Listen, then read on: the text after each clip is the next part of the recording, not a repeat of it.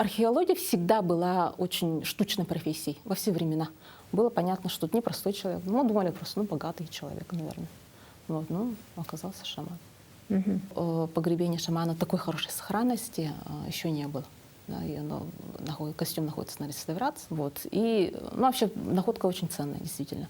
Наука, она не может быть без диалога, без дискуссии, без споров. Все должно быть перепроверено. Нельзя просто нет. Плох тот ученый, который в себе не сомневается. Всегда нужно сомневаться. Как раз, кстати, в этом и есть наука. Что ты сомневаешься, перепроверяешь.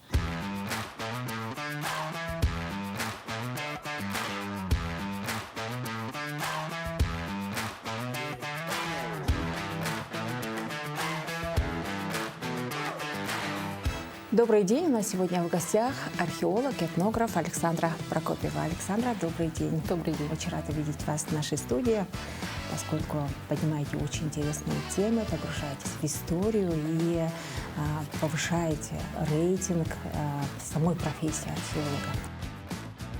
Александра Прокопьева, потомственный этнограф, дочь известного археолога Николая Прокопьева. Родилась в селе Майя, окончила Майинскую гуманитарную школу. В 2005 году окончила исторический факультет ЕГУ. После работала преподавателем в родном факультете. Сейчас научный сотрудник Института гуманитарных исследований и проблем малочисленных народов Севера СОРАН. Область научных интересов – погребальная и гендерная археология, костюмные комплексы народа Саха. Автор научных статей и монографий. В настоящее время работает над диссертацией «Положение женщины в якутском обществе 17-18 веков» по материалам погребальных памятников. Вы потомственный этнограф, дочь известного археолога Николая Прокопьева. Хотелось бы отмотать ленту жизни назад, и хотелось бы узнать, вы сознательно пошли в эту профессию? Вообще с юности увлекался историей, этнографией, археологией. У нас очень было много книг про это. Он очень любил свою профессию. И поэтому я вообще росла с сознанием того, что есть археология, есть этнография, да, что есть какие-то исторические периоды. Но когда я была ребенком, у меня особо тяги к такой профессии не было, потому что был отец, он постоянно куда-то летом ездил, а я хотела там играть и заниматься чем-то другим. Но когда повзрослела и заканчивала школу, решила, что, видимо, эта профессия не просто так в нашей жизни, в нашей семье. И когда я подавала документы на высшее образование, в то время можно было подать только на одно место. Вообще я и шла с пакетом документов, чтобы подать на ИТФ. Но по дороге был исторический факультет, и я решила, наверное, стоит подать на исторический факультет. И, к счастью, попала, и ни разу, ни одной минуты не жалела о выборе своей профессии. А вы верите в судьбу? То, что судьба, или это был все-таки выбор? Я не скажу, что я прям верю в судьбу, предопределенность, что заранее все расписано, и мы так живем. Но я верю в то, что человек все равно растет внутри каких-то условий, убеждений, внутри семьи, традиций и так далее. Да? И поэтому какая-то часть нашей жизни, возможно, она как раз-таки заложена тем, как нас воспитывают, да, в какой среде нас воспитывают. И поэтому те профессии, которые мне были интересны, они все равно были все связаны с семьей. Например, бабушка у меня была биологом, географом. Я очень любила поэтому биологию, естественные науки. Мама училась на строительном, поэтому тоже это было интересно. И отец был историком, поэтому в этих областях лежали мои интересы. На каком уровне вообще находится сама профессия археолога? Насколько я знаю, читала несколько статей, что нехватка археолога, вообще молодежь не идет в эту сторону. Археология всегда была очень штучной профессией во все времена. Археологов не очень много, их много не было никогда, точнее, да. А сейчас, мне кажется, все-таки с тех времен, когда мой отец, например, начинал свой путь в археологии, сейчас все чуть проще и интереса у молодежи больше. Опять-таки же благодаря тому, что СМИ достаточно широко освещают вопросы археологии, находки, например, постоянно освещают, да, поэтому у людей есть интерес. И люди начали понимать, что археология это на самом деле важно. Потому что без археологии, без фактологического материала, который дает археология, история, она невозможна. И поэтому люди больше интересуются, больше уважают и больше помогают. Вот. И, конечно же, то, что наука не стоит на месте, оно опять-таки же играет плюс, потому что сейчас доступны многие новые методы, которых раньше не было. Сейчас гораздо удобнее стало проводить археологические исследования, потому что есть фотоаппараты, сканеры и так далее, и так далее. Тут уже зависит от того, насколько этим оборудованием обеспечена сама эта экспедиция. Да, но возможностей, например, применения очень много, это облегчает. Но, с другой стороны, конечно, и усложняется сама отчетность. Если раньше вот посмотреть отчеты того же Гоголева Анатолия Игнатьевича, да, одного из самых известных наших археологов, то видно, что тогда требования были другие. Там фотографий меньше, описание чуть другое. А сейчас мы даем очень подробные, детальные отчеты, каждый там по несколько сотен страниц, со множеством фотографий, которые доходят там, сотнями исчисляются. И поэтому сейчас наш отчет, конечно, гораздо сложнее и гораздо объемнее. А в республике сколько археологов? Вообще людей, которые занимаются археологией, так или иначе, конечно, много, да, потому что это целые отряды, у нас есть несколько научных центров, которые занимаются археологией, но именно есть понятие листовик, это держатель открытого листа, то есть человек, который имеет право проводить эти археологические раскопки. Открытый лист — это вообще государственный документ, выдается Министерством культуры Российской Федерации, и выдается он не каждому человеку, нужно иметь определенную профессию, определенный уровень подготовки, опыта и так далее.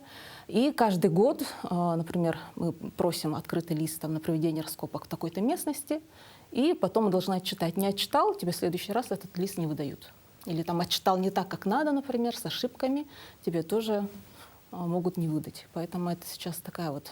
Ну, это давно, на самом деле. Это получение документации каждый год? Каждый год, да, по каждому открытому листу. Его не дают там на всю республику, например, да. Можно взять на определенный улус, на определенный памятник, если это уже известный археологический памятник, например. Получается, тогда республика вся поделена между теми археологами, у кого есть листы. Ну, нельзя сказать, что она вся прям поделена, что этот улус мой, никто его не трогает. Просто это зависит от сферы интересов. Да. Например, заказных и вот хоздоговорные работы, они, да, очень берут открытый лист на очень конкретное место, там, где проводятся, например, должны провестись промышленные какие-то работы, и они проводят предварительную разведку. Да, это очень конкретная местность, например, и просят открытый лист на него. У нас, например, это научные разведочные работы, и там можно уже чуть больший охват, например, просим на проведение разведок на территории там Мегино-Кангаласского, Хангаласского, Уселданского улуса, и дают на 3 улуса. И если возникает, например, какая-то ситуация, что вот какой-то улус или наследник хочет проведения археологических работ на своей территории, да, а уже лето, то мы такой открытый лист вот получить не сможем. Поэтому лучше вот заранее все планировать. Ну, вообще везде нужно планирование и систематизация, конечно. А это говорит о том, что если, допустим, у вас нет вот этого разрешения, и вы едете с другой командой, археологов, и все раскопки, открытия, да, получается, будут принадлежать другому. Да, потому что права авторские, скажем так, права, они принадлежат держателю открытого листа, да, потому что он отчитывает под своим именем. Копать без держателя листа копать невозможно. Только обязательно должен присутствовать, потому что он своими знаниями, навыками, подтвержденными вот открытым листом, он как раз-таки гарант того, что эти раскопки проведены правильно, так как нужно. А человек, не обладающий открытым листом, он может допустить какие-то ошибки, и эти сведения, к сожалению, потом могут оказаться вообще бессмысленными. Поэтому обязательно, чтобы был держатель открытого листа.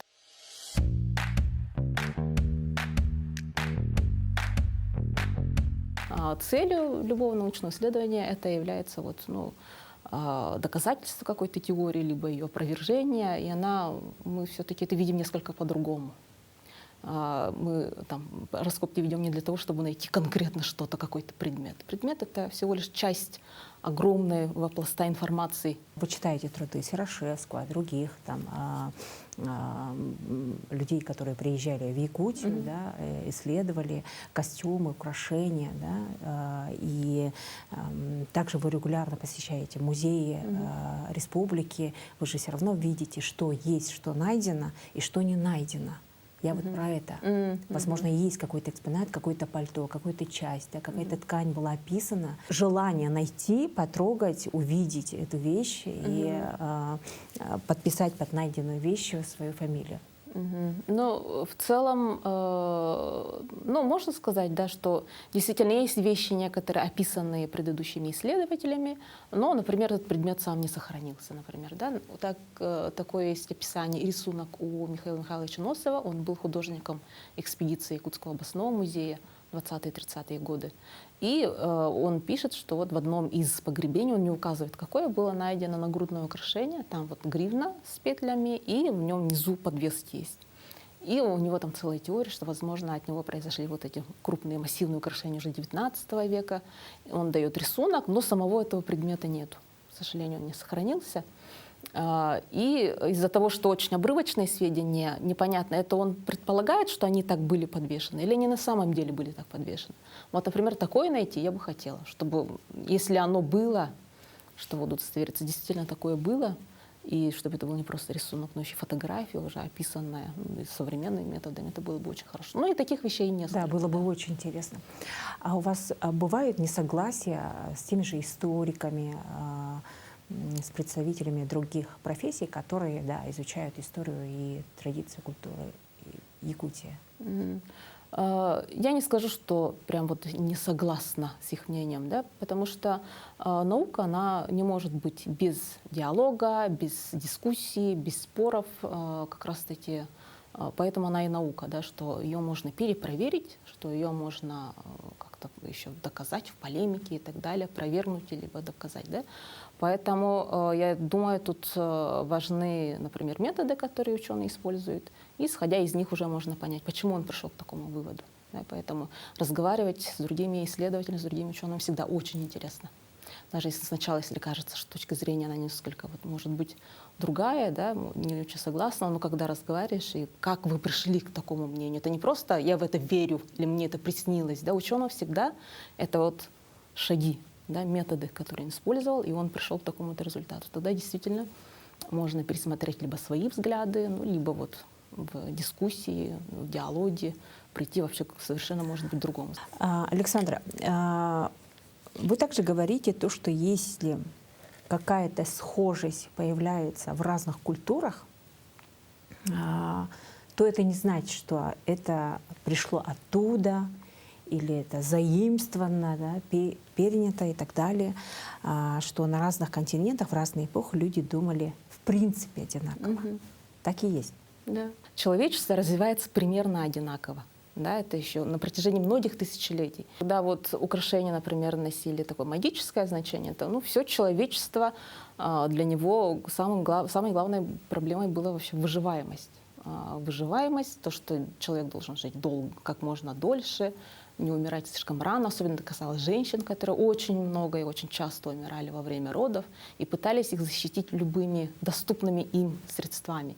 И они, конечно, здесь вот свое магическое, религиозное видение мира, конечно же, они это внедряли в там, костюм, в украшения и так далее. Поэтому интерпретация она практически одинакова. Какие самые уязвимые места Тогда на одежде человека могут быть? Это значит то, что вы не верите в силу этих оберегов и так далее? Я верю в их больше такую психологическую силу. Если человек верит, что это ему помогает, то ему, наверное, это помогает. Но это не из-за того, что в ней есть какая-то вот действительно по-настоящему магическая. Те же украшения, вот, которые на вас, да, серьги, это же описание рода, силы, защитных узоров и так далее. Это не наука так описывает, это человек так описывает. И наука просто как раз-таки фиксирует то, как описывает этот человек. Там, этнография XIX века, она описывала, зафиксировала, что люди сейчас живут,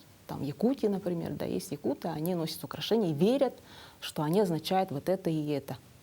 А наука, она не говорит, что это так и есть на самом деле. Наука — это описание и потом уже объяснение, почему так, почему человек в это верит, почему ему это важно. Но в нашей культуре без этого никак. Мне хочется понять, как сосуществует наука с тем, что находится в такой среде, где верхние миры, нижние миры. У вас даже лекции есть, видеоуроки Северо-Восточного федерального университета как раз-таки о том, куда уходит душа после смерти человека. И вы очень детально, красиво и очень интересно рассказываете о том, куда она пропадает, да, что случается с человеком, если он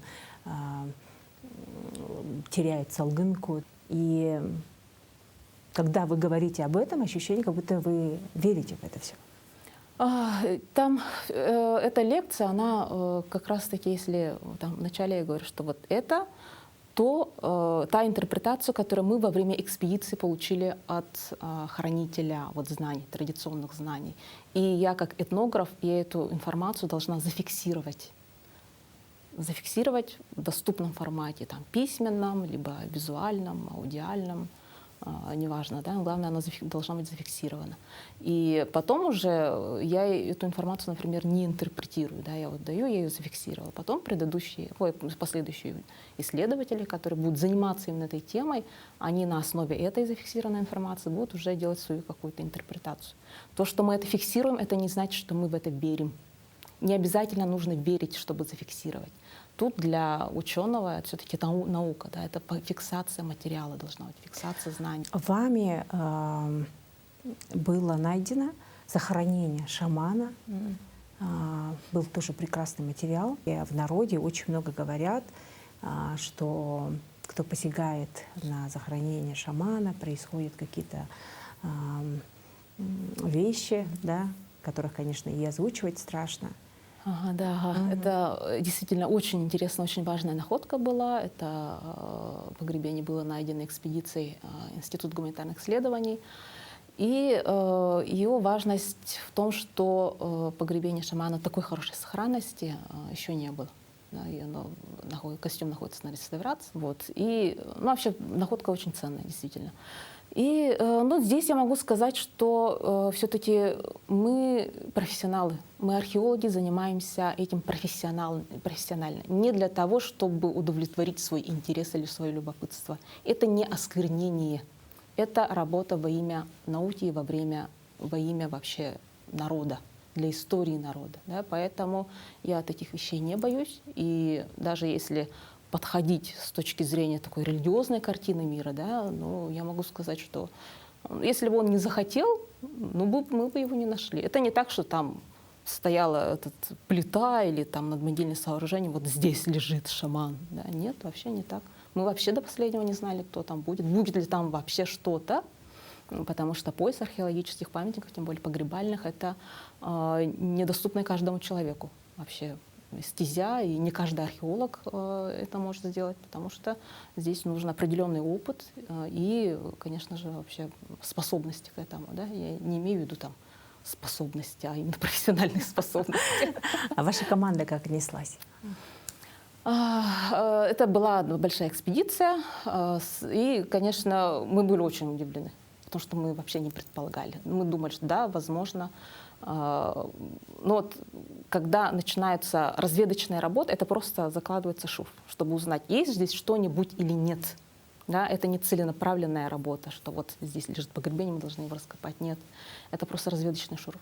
И так оказалось, что вот когда мы сняли дерн и так далее, там вот вырисовалось могильное пятно, и тогда тоже опять-таки по правилам, по положению ты либо должен полностью изучить это могильное пятно, либо его законсервировать.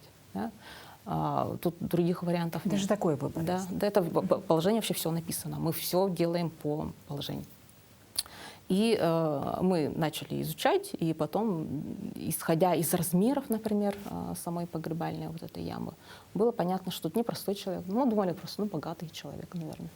Вот, оказался шаман. А команда все рискнули? Да, конечно, у нас в нашем отряде нет религиозных людей, которые... Иначе быть археологом невозможно, на мой взгляд. Это как, ты боишься своей работы, наработаешь, такое тоже не бывает. Вернемся к вашему блогу. Описывается история вашей семьи, где вы пишете о своем дедушки,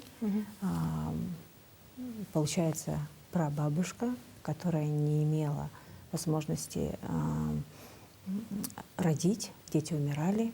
Ну, в то время как бы да, заболевали, умирали, и условия суровые. И вот они обратились к шаману. И после этого у семьи появилось 7 детей. Четверо выдающихся охотников. Прекрасная история, но опять-таки, ну, как бы говорится о силе шаманизма в Я вашей считаю, истории. что это не про силу шаманизма, а про силу веры человека. Потому что шаманизм, он, ну, в те времена это очень сильная еще психологическая поддержка. Все-таки человеку нужно, иногда нужно вот чувствовать какие-то опоры. И, возможно, но если это не какие-то там невозможные медицинские показания, да, может там какая-то ситуация. Я не врач, я не могу знать, какие проблемы были у прабабушки и прадедушки, почему у них долго там не было детей или почему дети умирали. Но, видимо, какие-то вот обстоятельства, факторы, они сошлись так, что действительно этот шаман помог. Возможно, действительно есть понятие сила слова. Человеку нужно услышать нужное слово. Человек же хочет слышать что-то одобряющее, да, что будет его поддерживать. Возможно, он смог дотронуться до этого. Тогда вот это ментальное здоровье, салганкут, да, это вот то, о чем говорится в нашей культуре, очень важно для каждого человека. Ну да, ментальное здоровье, оно важно всегда. Не только для нашей культуры, вообще любому человеку ментальное здоровье очень важная вещь. И мне кажется, вообще вот и физическое здоровье, оно исходит из этого ментального здоровья. Вот, и поэтому, ну, конечно, как шаманы тоже поддерживали, как могли. Но опять-таки шаманы, они во все времена были разные, просто у нас есть такое ощущение, да, что идеализация прошлого, идеализация своих предков. Нам кажется, что вот, якуты 19 века, вот они-то были настоящие, они-то все знали. Но это не так, это были такие же люди, как и мы с вами. Да, у них были свои проблемы, свои способы их решения. И шаманы в те времена тоже, они не были там все прямо добрыми, сострадающими, сочувствующими и так далее. Есть множество документов, статей в газетах тех же, да, если там внимательно читать, о том, как шаманы вредили. И, ну, к сожалению, даже люди умирали из-за этого, что они, не в смысле шаманы, которые вот, ну, подразумевают, что они вот в семьях шаманы, да, а те, которые вроде бы должны были бы помочь, но в итоге, например, одна женщина вместе с ребенком, они умерли опять-таки же просто по причине того, что шаман ржавыми ножами, ножницами и так далее попытался извлечь ребенка. Такие случаи были. Так что нужно понимать, что во все времена люди разные. И идеализировать их не нужно. Они такие же люди. А ваше отношение, Александра, к тому, что сейчас стало очень много, ну, шаманами не называются, но энергопрактиков стало очень много. Да, и да, действительно, люди мечутся, ищут опоры, кто-то обращается к звездам, к астрологии, да, кто-то идет к людям, которые, да, возможно, исцеляют словом. Люди идут к шаманам, энергопрактикам, к нумерологам, астрологам. Вот ваше отношение ко всему этому?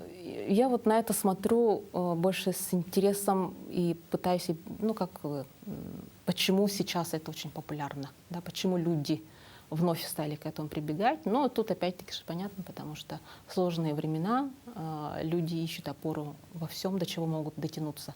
И когда они не могут получить опору там, где в первую очередь могли бы получить, они ищут уже там, где, ну, вообще есть такая возможность, да, где есть предложение. И поэтому для многих людей, наверное, это вообще, ну, последняя возможность слышать что-то хорошее, поверить во что-то хорошее. И поэтому люди идут. А в чем вы ищете опору? Я ищу опору в знаниях. Я Подкрепляете знаю, фактами? Да. Очень много, на самом деле, изучено, и из изученного появляются новые вопросы, на которые тоже нужно искать ответы, и они практически всегда в сфере науки они находятся. Поэтому наука для меня, ну, самая главная такая опора в жизни. Но меня еще удивил тот факт, когда в предварительной беседе вы сказали, что даже есть экспонаты такие, да, это разбирающийся нож и под костюмом Да, ага. сгустки крови. Ага, да, это вот из шаманского культа. Это было описано еще в XIX веке, и похожие экспонаты, ну как раз-таки описывающиеся там вот предметы, видимо, похожие, да, они в некоторых музеях есть. Это ну, известный факт, что иногда вот люди, называющие себя шаманы, для того, чтобы произвести впечатление, использовали разные предметы, ну хитрость, уловки, скажем так, да, например, там вот этот мячик из конских волос, пропитанный кровью, он прятался внутри кафтана, был нож, лезвие которого заходит внутри пружинка была, и человек делал вид, что он себя ударяет ножом, выходила кровь. Люди верили. На самом деле это вот такой процесс простой. Ну, то, что сегодня люди, конечно, сразу поняли, в чем дело. Человек слышит то, что он хочет, видит то, что он хочет, и верит в то, во что он хочет верить. Для меня было открытием то, что, оказывается, якутская женщина могла спокойно развестись, что имела право голоса. Да, вот архивные документы, которые сохранили 17 века, говорят о том, что да, женщины действительно могли подавать на развод, при этом оставить себе еще какое-то имущество. У них была часть имущества, которое давали родители во время ее свадьбы, приданое, да, которое было ее частной собственностью, которым не мог распоряжаться вообще никто. И муж часто мог даже не знать точный объем этого имущества. И об этом есть статьи, например, про XIX век, про обычное право, да, и там действительно очень довольно подробно описано. И действительно, якутская женщина обладала такими вот правами. В порядке вещей было то, что и мужчины, и женщины имеют права, и они часто все-таки были партнерами. И женщина в старину, если говорить как раз вот про 17-18 век, она не занимала вот постоянно только подчиненное положение. Она была партнером, потому что ее богатство было частью вот этого общего богатства, да, и, например, в случаях развода, например, ну там, конечно, прописывается причина развода, но там деление было довольно-таки четким, не так, что вот ты мне надоела, все, до свидания, уходи куда хочешь. Вот. И там, что еще интересно, то, что отцы очень часто просили вернуть им их дочерей, потому что мужья с ними жестоко обращаются. Вот я выдал свою дочь замуж, но верните, потому что с ней жестоко обращаются. И очень часто действительно возвращали обратно. И если бы жестокое обращение женщинам было в норме, никто бы не жаловался. А так как есть эти жалобы, это все-таки говорит о том, что, во всяком случае, среди там, знати, аристократии якутской, да, жестокое обращение с женщинами, это не было в порядке вещей. И она повторно выходила замуж? Да, она могла повторно выйти замуж, но опять-таки же там с условиями уже. Это зависело от того, сколько у нее детей, как дети остались при ней или при муже, либо она вдова, например, да, и поэтому она могла выйти замуж как еще раз с Колымом, так и без Колыма. Но там все расписано, у них все было очень четко расписано, так как это было, видимо, уже давно, такое вот обычное право оно существовало и было таким уже урегулированным процессом. Какие цели вы перед собой ставите сегодня? Меня прежде всего, конечно, волнует тема диссертации. Это положение женщин в якутском обществе 17-18 века. И практически все мои мысли крутятся вокруг этого. Да? Все остальное, там, например, если на такое переходить, что мы найдем, что мы должны раскопать, какое количество и так далее, это очень такие переменные вещи, и они не совсем от меня зависят. Это зависит от объема финансирования, от возможностей, от сезона, от того, будут дожди, не будут дожди. Поэтому там таких вот конкретных целей ставить довольно-таки сложно. Но план работ, конечно же, есть. Какой ценный совет вы получали, либо, возможно, вычитали интересную какую-то мысль, которая прочно осела в вашей голове и может стать ориентиром в работе и также мотивацией для наших телезрителей?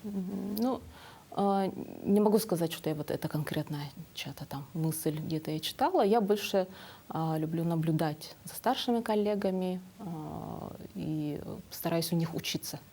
И вот мои самые главные вот эти учителя: Розалия Иннокентьевна Браевна, Светлана Ивановна Петрова, И, конечно же, наши археологи известные. И вот мне очень нравится то, что они всегда слушают. Слушают, поддерживают. И я точно знаю, что слышать других очень важно. Слушать и поддерживать. И вот Анатолий Николаевич Алексеев тоже говорит, что обязательно все должно быть перепроверено. Нельзя просто вот нет. Плох тот ученый, который в себе не сомневается. Всегда нужно сомневаться. Как раз таки в этом и есть наука. Что ты сомневаешься, перепроверяешь. А ты не так, что значит я один раз так решила, это все навсегда, это вот непоколебимо. Да, вот как раз таки в сомнениях о правильности своих выводах как раз таки строится наука. Мгм. Ну, мне кажется, в любой профессии это Да. очень важное качество, которое приведет в итоге к правильному ответу Да, и качественному продукту. да. Александра, мы поговорили на очень интересные темы, затронули нашу традицию, нашу культуру. И хотелось бы узнать у человека, который погружен в это все, как долго будут жить наши традиции, потому что поколение сменяется, и от чего зависит их сохранность. Мгм. Да, вот это хороший вопрос. Вообще я считаю, что традиция, она жива, пока есть передача этой традиции. Из поколения в поколение. Пока мы это передаем нашим детям, нашим внукам, она будет жить. То, что она меняется, это естественно. Конечно, она будет меняться. Вот на протяжении, сколько какая история задокументирована, да, там 17 века, она всегда менялась. Но, конечно, сейчас это, может быть, немножко убыстрилось, но сама идея, да, почему, для чего мы это делаем, какие ценности мы в это вкладываем, она не меняется. Это общечеловеческие ценности. И традиция, она будет жить, пока живы те, которые считают себя частью этой культуры, частью этого этноса и ценят, любят и передают свои знания следующим поколениям. Мгм. Ну, в принципе, та же история. Да? Молодежи часто обращаться к старшему поколению, Да, да, и больше слушать. да. Спасибо большое за интересную беседу. Желаем успешно завершить вашу диссертацию, новых открытий, и продолжайте погружать нас и знакомить нас с нашей историей. Спасибо.